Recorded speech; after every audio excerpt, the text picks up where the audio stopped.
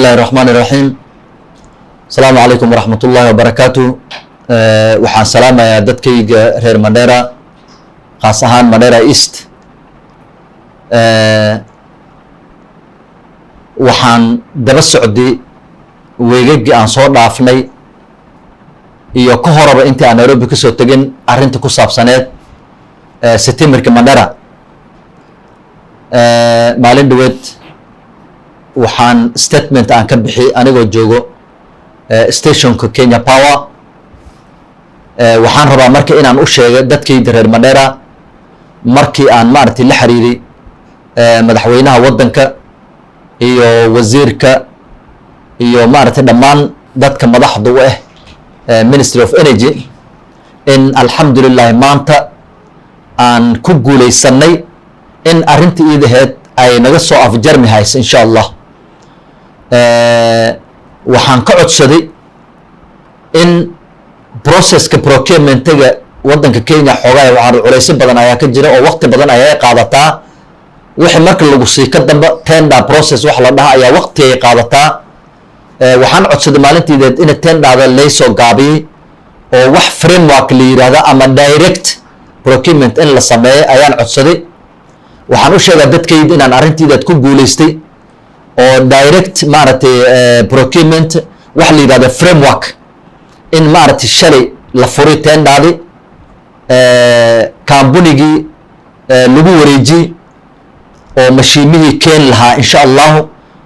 mashiimihii oo 1.5 megawatts oo ilaa iyo stall capacity of 2 megawatts laakiin 1.5 camal markii lagu xisaabo oo ka shaqeynaysa marmar kambaniyalka waxaa waaye hal mashiin ama laba mashiina loo kala gooyaa. marka insha Allah mashiimihii ilaheed waxaa lay ballan qaaday kambaniga lagu wareejiyey. kambaniga marka kulley waad garanaysaa Nairobi mashiimaha lagu sheegaa waa mashiimo gaari dhamaal camal la eg waaye. marka keenitaankooda kulley hadda qiyaas waxaa la sheegay in week damba dhamaadkiisa meesha lagu gaaro in insha Allah la filayo in la keeno mashiimaha. waxaa kaloo jira nimankii engineerska imaaday maalin dhow mashiimihii ayay baaritaan ku sameeyeen, ciladihii dhammaantood ayay ogaadeen. spare partski ayagana tender kale ayaa loo sameeyaa, ayagana biri ayaa la furayaa insha Allah oo taariikh 15 ah. ayagana direct ayaa loo siinayaa kambuni.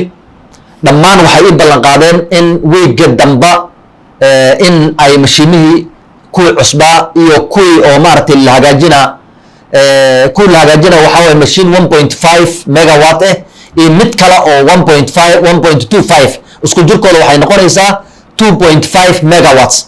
marka mid maalin dhow markii wax yar laga hagaajiyey laba beri camal ayay wax yar shaqaysay laakiin ka dambe oil daadan ayay bilowday. marka waxaan ka cabsanay in maaragtay ay wax weyn sii hadlaysa. marka waa la iska dame. hadda Mandera waxay ku shaqaynaysaa berihan oo ration lagu sameynay 1.2 only 1.2 ay Mandera hadda ku shaqaynaysay. mar walbaba meel baa loo deynay. marka mashiimihii idahay oo labada ahaa oo tiiba 1.25 labadaba space-kooda oo cusub insha Allah biri ayaa la furayaa waana la keenayaa. hadda wax yar ka hor ayaa communication layla soo sameeyay. marka insha Allah weega soo socdo in mashiimihii cusbaa iyo mashiimihii la hagaajinay space-kooda dhammaan inay imaadaan ayaan filaynaa. arrinta markay dhacdo waxay noqonay marka 1.5 ka cusub ilaa iyo 1.25 iyo 1.25 oo laba ah ilaa 1.2 hadda aan ku shaqaynayna Mandera markaas waxay noqonaysaa 5.2 megawatts.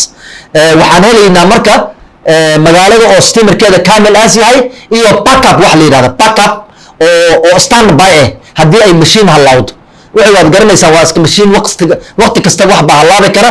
marka backup oo markii tan ay halawdo isla markii kacaysa ayadana waan helaynaa marka 5.2.